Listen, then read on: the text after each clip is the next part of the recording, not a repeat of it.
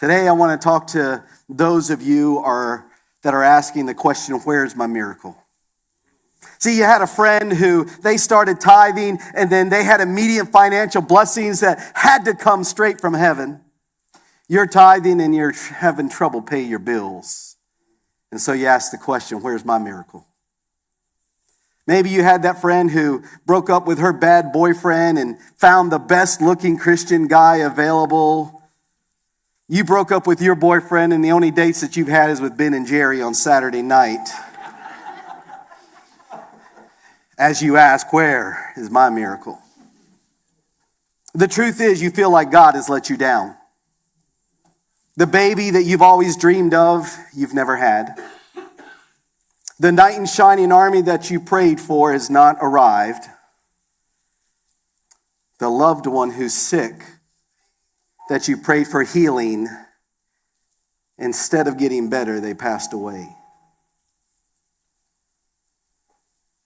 You're disappointed with God.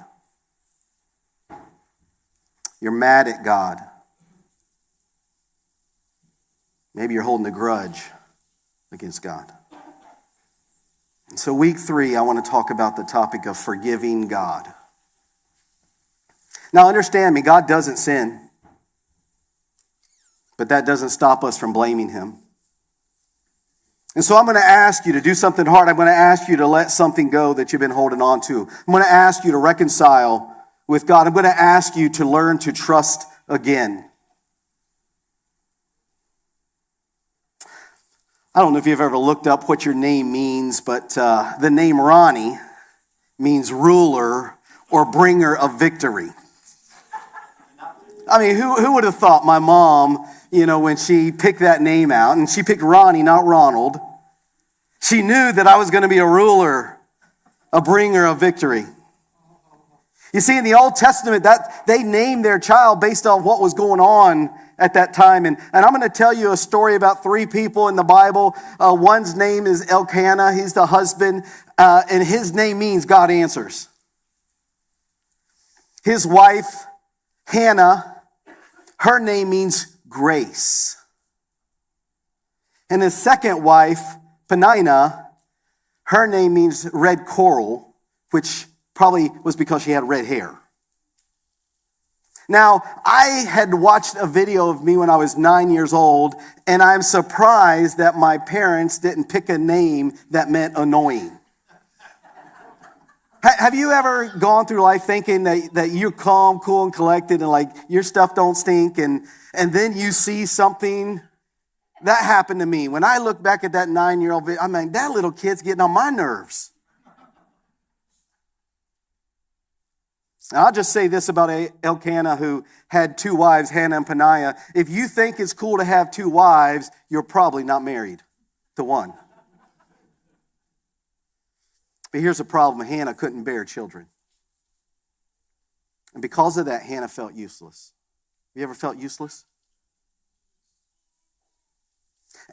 And have you ever had a friend or family member that was gifted with the spiritual gift of kicking you when you're down? Panina was that family member for Hannah.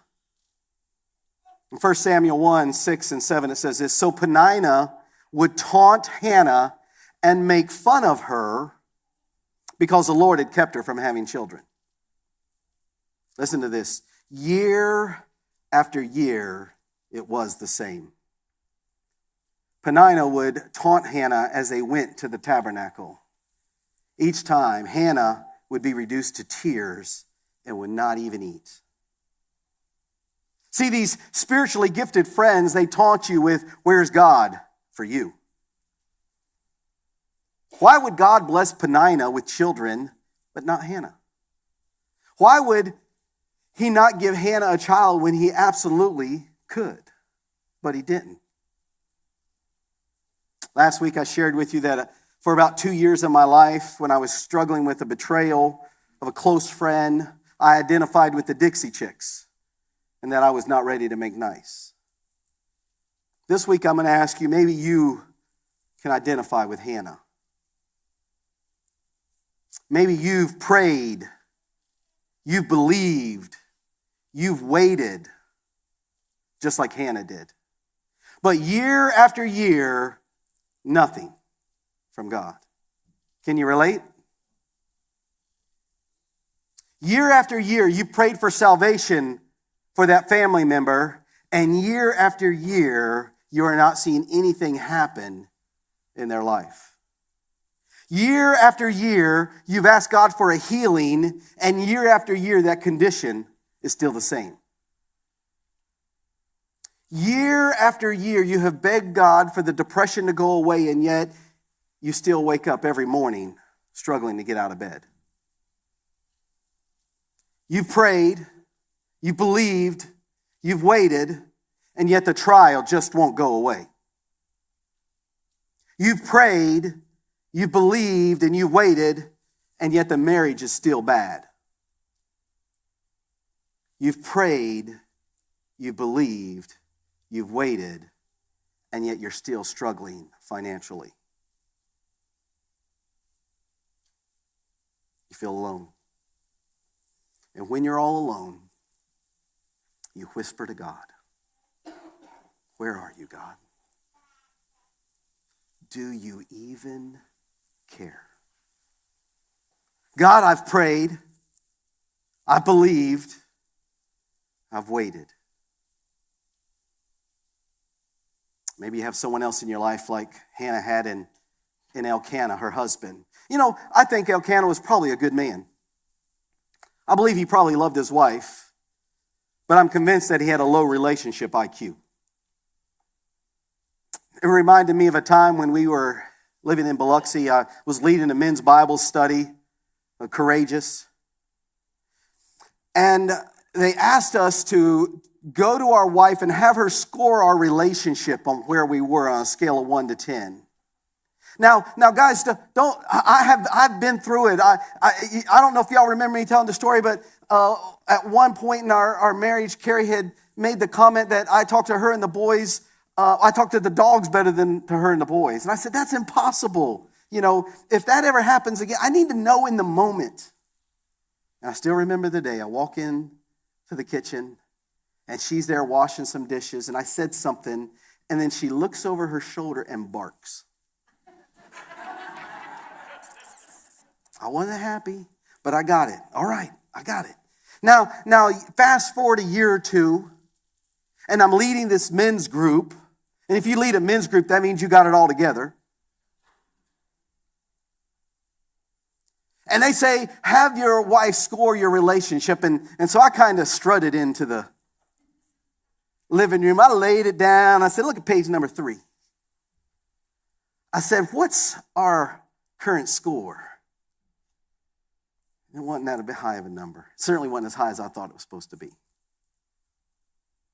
My relationship IQ had not grown any.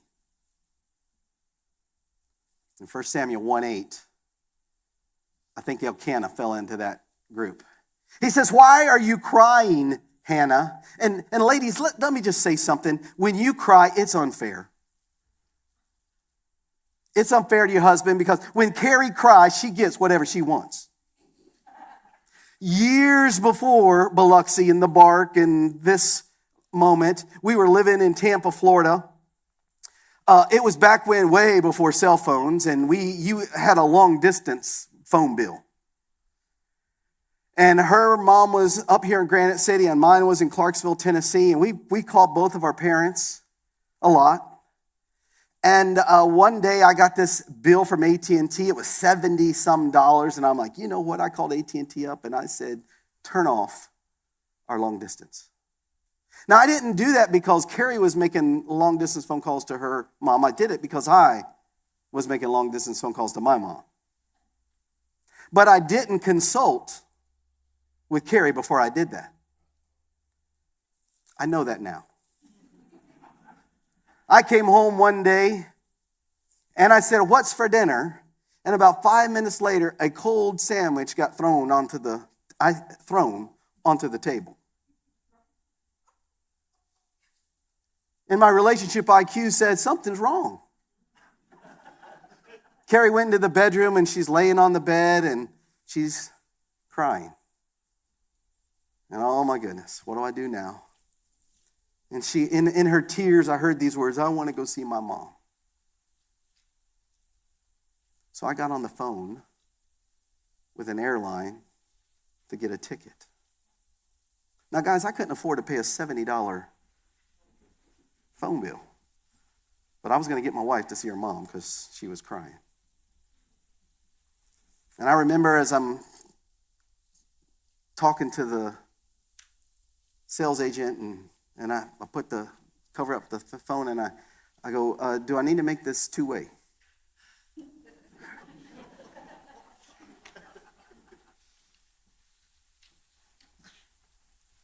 Why are you crying, Hannah? Elkana would ask. Why aren't you eating? Why be downhearted just because you don't have no children? And then he says the stupidest thing possible. You have me.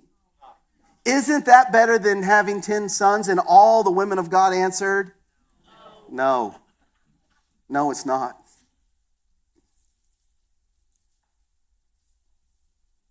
And so Hannah's trying to love God, but the one thing that she wants is being withheld from her. Her rival Panina is making her miserable. Her husband in his low relationship IQ is, well, just a Neanderthal. What do you do if you're Hannah? You might hold a grudge against God. But Scripture records that Hannah unloaded on God in verse 9. It said once after a sacrificial meal at Shiloh, Hannah got up and went to pray. Eli the priest was sitting at his customary place beside the entrance of the tabernacle. And Hannah was in deep anguish, crying bitterly as she prayed to the Lord. She poured out her heart to God. And here's what I want you to understand, is God can handle your hurt. David poured out his heart to God, and it was captured in the Psalms. Jeremiah, the weeping prophet, captured all of his lamenting. And Jesus, when he was on the cross, cried out to God. You see, God understands your pain. God welcomes your questions. But here's what I would say is, just don't question God. You can ask God questions, but don't question God. And how do you know there's a difference? When you say what to God, that's probably asking him a question. When you say why to God, you're probably questioning God. You see, God would rather have you yell at him. God would rather have you unload on him. God would rather have you just pour it all out than walk away from him. And so as she was praying, the priest, Eli, saw that her lips were moving and no sound was coming out. And he thought to himself, she's drunk. And he tells her, get rid of the wine. And she says, I'm not drunk. I'm in deep anguish. And then the priest Eli said these words. He says, go in peace. May God grant your request. Now understand this. Hannah didn't get anything. No promises. She just got these words, go in peace. Go in peace and deal with Panina. Go in peace and enjoy your husband that says stupid things. God still hasn't answered her prayer, and there's no sign that he's going to, but go in peace. But you know what? She continues to hold on to her faith. She doesn't let go. In verse 19, it says, the entire family got up early the next morning and went to worship the Lord once more. The entire family, that means Hannah did too. She didn't give up. She held on to her faith. And what Hannah would soon learn is what I want you to understand today. That a waiting season is not a wasted season. Year after year, go in peace. Year after year, friends that are spiritually gifted with kicking you when you're down. Year after year, worship once more. Continuing verse 19, it says, then they returned home to Ramah. When Elkana slept with Hannah, the Lord remembered her plea. And in due time, say that with me, due time. And in due time, she gave birth to a son. And she named him Samuel, for she said, I asked the Lord for him. And what she learned on the other side of year after year, on the other side of Panina, on the other side of Elkana, she learned that God's delays are not always God's denials. Let me tell you about my go in peace moment. Last year as a church, we were going through a Bible study, 40 days of prayer. Dave Starr had started the men's group, and he'd asked everybody, what is it that you're praying for that we as a group of men can pray together with you? And I put down restoration of my relationship with my son.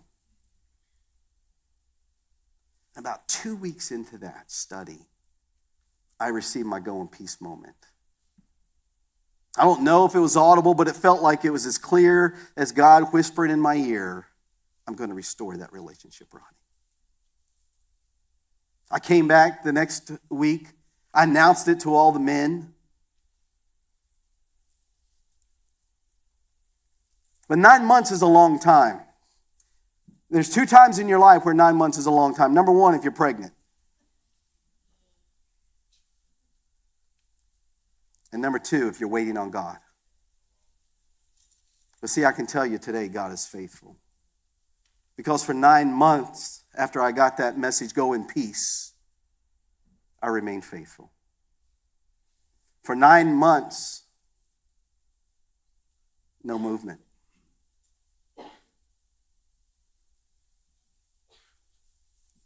And the last 8 weeks have been incredible. Just this past Thursday, Carrie and I got to enjoy an incredible lunch with my son and his wife. Maybe you're here today and you're mad at God. You're hurt because there's a prayer that he hasn't answered. There's someone that he hasn't healed. You're disappointed because year after year you've prayed, you've waited, you've believed. And at the end of it all, you're holding a bit of a grudge. But I want you to hear from someone who's been there. And I ask you, choose to continue to trust. Tell God, I'm not going to hold this against you, God, anymore. Because God says these words, I'll never leave you. What he's saying is, I got this. Hey, Ronnie, you go take care of Crossroads Church. I got this. Rhonda, you take care of those young ladies in Embrace Grace. I got this. Kim, you lead those women well at Crossroads. I got this. He says, I'll never forsake you. You see, he's still there. Sometimes we just got to let him back in.